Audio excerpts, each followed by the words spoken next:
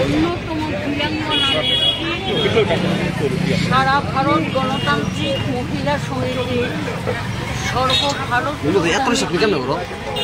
আহ্বানে সারা দেশে ভারতবর্ষের স্বাধীনতা সংগ্রামে বীরাঙ্গনা যোদ্ধা দেশনেত্রী প্রয়াতা লক্ষ্মী সাইগলের 12তম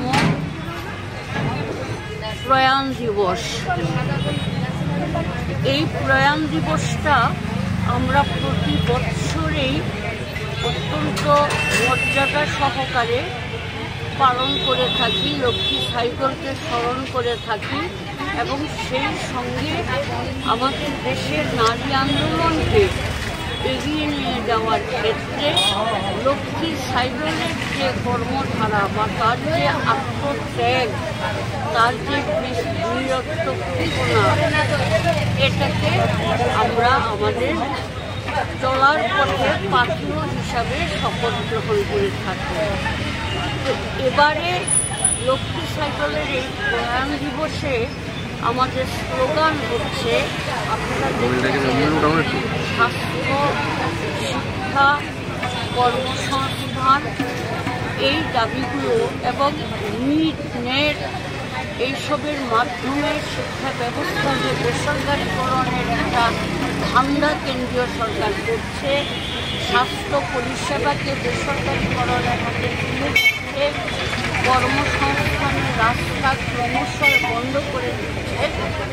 এই তিনটা দাবি সর্বভারতীয় দাবি। সেই সঙ্গে আমরা রাজ্যের বর্তমান পরিস্থিতিতে আমরা যুক্ত করে নিয়েছি খাদ্য, কাজ, খাদ্যের দাবিটা এবং গণতন্ত্র, মানুষের গণতান্ত্রিক অধিকার যেভাবে পদদলিত হচ্ছে তার বিরুদ্ধে আমরা এখানে স্লোগান তুলেছি।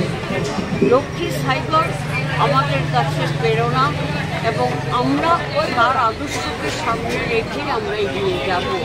তো আমি যে কথাটা বলতে চাই, আমাদের রাজ্যে এবছর আমরা যে একটা প্রতিকূল এবং অস্বাভাবিক অগণতান্ত্রিক পরিস্থিতির মধ্যে লক্ষ্মী সাইগলের প্রয়াণ দিবস পালন করছি।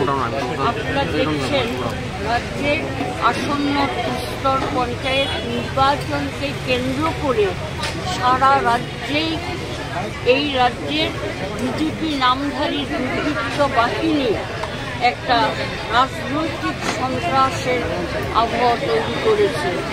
গোটা রাজ্যে পঞ্চায়েত নির্বাচনে প্রার্থীরা গ্রাম স্তরে বিভিন্ন গণতান্ত্রিক সংগঠন, বিরোধী দল, বামপন্থী দল এবং অন্যান্য যারা আছেন কংগ্রেস সহ কাউকে সেখানে ভোটে দাঁড়াবার কোনো রকম পরিবেশ নেই। তারা সেখানে জবরদস্তি এবং নানাভাবে ভয় প্রদর্শন করে প্রার্থীদেরকে ভোটে দাঁড়ানোর থেকে বাধা দিচ্ছে। গতকাল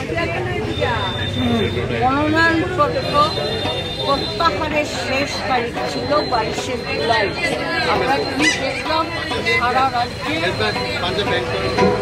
বিরোধী বামপন্থী প্রার্থী এবং কংগ্রেসের প্রার্থীদেরকে জোরপূর্বক জবরদস্তি করে তাদের মনোনয়নপত্র প্রত্যাহারের জন্য, বিদ্রোহ করার জন্য বহু ক্ষেত্রে বাধ্য করা হয়েছে। এরকম একটা অগণতান্ত্রিক পরিবেশ আমাদের রাজ্যে বিরাজ করছে 2018 সাল থেকে। তারপরেও সাহস করে যারা এই নির্বাচনে লড়াই করছেন তারা যথেষ্ট সাহসের পরিচয় দিচ্ছেন। এটা হলো একটা